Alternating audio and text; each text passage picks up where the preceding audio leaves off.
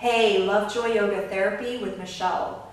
So I want to get a little personal with you today. I remember less than 2 years ago going to work in the mornings and crossing the street, not looking either way. I secretly hoped that a car would hit me and take me out of the misery that I felt.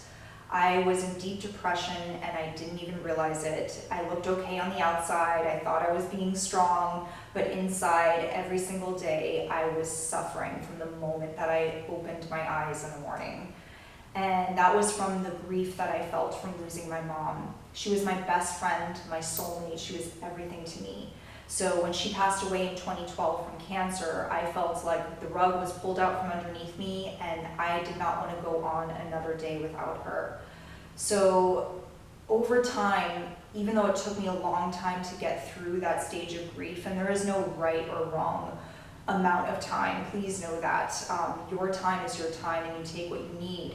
At the same time, I learned tools over those years that helped me to decipher the difference between pain and suffering, and that helped me to be able to let go, which is something that freaked me out, to let go of my mom. What?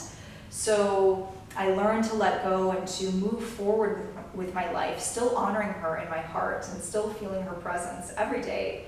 But now being able to live the life that I'd always dreamed of instead of looking at the closed door behind me and being stuck in my past.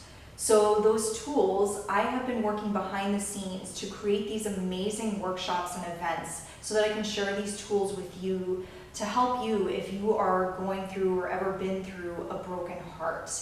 And now, I don't know anybody who's never had a broken heart. If you do know someone, please introduce me to them because I want to know their secret. But broken hearts come in many forms. Grief doesn't necessarily have to be about losing a loved one. It could also be moving out of a beloved home. It could be a breakup. It could be a divorce. It could be being forced to change a job that you love. There's so many different ways that we grieve and that our hearts break. And like I share in my Tips on Tuesdays videos, everything is energy.